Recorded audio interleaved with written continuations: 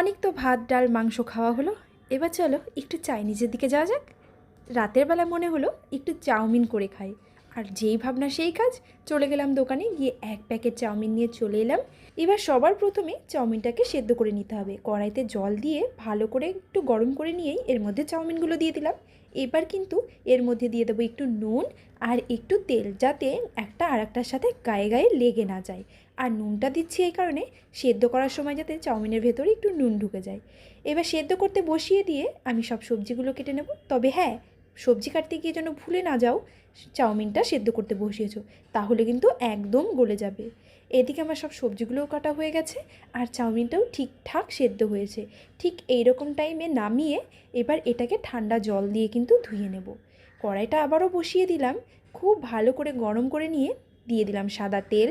এবার একে একে দুটো ডিম এর মধ্যে দিয়ে ভালো করে ঝুরি করে ভেজে তুলে নেব। যারা যতটা চাউমিন বানাবে তারা সেই মতো কিন্তু ডিম নেবে। একটু ডিম বেশি না হলে ভালো লাগবে না, কারণ শুধু ডিমের চাউমিনটা হবে, সেই জন্য একটু ডিমের পরিমাণটা বেশি করেই নেবে। যেহেতু আমার এক প্যাকেট চাউমিন ছিল, তাই আমি দুটো ডিম নিয়েছি। ডিমটাকে কিন্তু ঝুরি ঝুরি করে ভেজে তুলে রেখে দিলাম। একদম ঝুরঝুরে করে নিয়েছি, দেখেছো কতটা সুন্দর লাগছে দেখতে। চলো এবার বাকি রান্নাটা করা যাক। বাইরে থেকে চাউমিন খেতে গেলে বেশ পরিমাণে তেল দেয়, আর সেই জন্যই বেশি তেল তেল হয়ে যায়। আজকে কিন্তু একটু কম তেলেই রান্না করব, মানে একদম বাইরের মতো বেশি তেলে করব না, কিন্তু বাইরের মতো দেখতেও হবে, খেতেও হবে। অল্প একটু তেল দিয়ে দিলাম গাজর কুচি। গাজরগুলোকে লম্বা লম্বা করে কেটে নিয়েছি। এবার গাজরটাকে হালকা ভাজা হতেই এর মধ্যে দিয়ে দিচ্ছি রসুন আর কাঁচা লঙ্কা।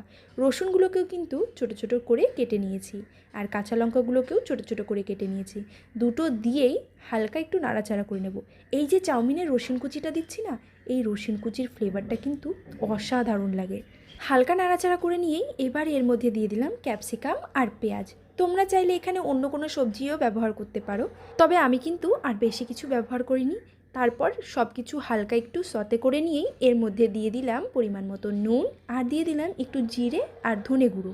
তোমরা না চাইলে নাও দিতে পারো।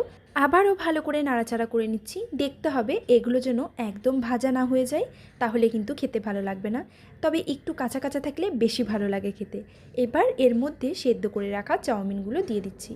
ভালো করে সব কিছুর সঙ্গে মিশিয়ে নিচ্ছি, যাতে এপিট ওপিট করে চাউমিনটাও হালকা ফ্রাই হয়ে যায়।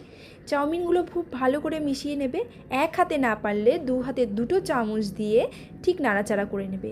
ঠিক এই রকম টাইমে এর মধ্যে আমি এবার দিয়ে দিচ্ছি ডিমের ঝুড়িটা, যে ডিমের ঝুড়িটা আগে থেকেই করে রেখেছিলাম।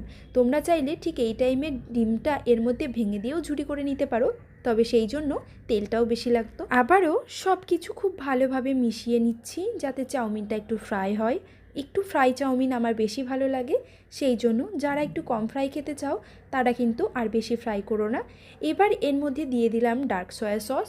ভালো করে আবারও সব কিছু মিশিয়ে নিয়ে এবার দিয়ে দিচ্ছি টমেটো সস।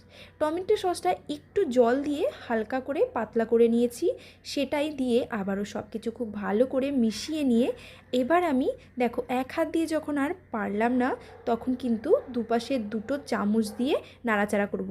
তার আগে দিয়ে দিচ্ছি এখানে ম্যাগির ম্যাজিক মশলা। এই ফ্লেভারটা এত ভালো লাগে চাউমিনে, যদি এই ম্যাজিক মশলাটা না দিই তবে বলবো চাউমিনের স্বাদ পুরো অসম্পূর্ণই রয়ে যায়। এবার দুটো চামচ দিয়ে আবারও খুব ভালো করে মিশিয়ে নিলাম। এবার এর মধ্যে দিয়ে দেবো কিছুটা ব্ল্যাক পেপার। যারা ব্ল্যাক পেপার খেতে ভালোবাসো না তারা অ্যাভয়েড করতে পারো, তবে ব্ল্যাক পেপার দিলে কিন্তু এই স্বাদটা বেশি ভালো হয়। আমি সবসময় ব্যবহার করি জেকের গোলমরিচ গুঁড়ো। জেকের ব্ল্যাক পেপার পাউডারটা এত ভালো আর এত সুন্দর গন্ধ ছাড়ে, মানে গোলমরিচের যে একটা ফ্লেভার সেটা কিন্তু জেকের ব্ল্যাক পেপার কিনলে পারেই বুঝতে পারবে। তোমরা চাইলে জেকের ব্ল্যাক পেপারটা কিনে ইউজ করে দেখতে পারো। এই জেকের ব্ল্যাক পেপার থেকে গোলমরিচের যে একটা ফ্লেভার আসে, সেটা কিন্তু একদম তোমরা গোটা গোলমরিচ কিনে গুঁড়ো করলে যেরকম ফ্লেভার পাবে ঠিক তেমনই। চলো সব কিছু খুব ভালোভাবে মিশিয়ে নেওয়া হয়ে গেছে। এবার তোমরা চাইলে এর মধ্যে একটু লেবুর রসও ছড়িয়ে দিতে পারো।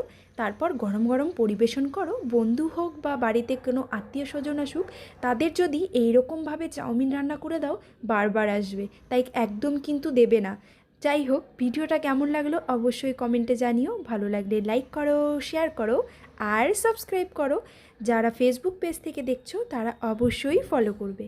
আর নতুন নতুন ভিডিও পেতে কমেন্টে জানাতে ভুলো না। টাটা, চলে আসবো আবারও নতুন একটা রেসিপি নিয়ে।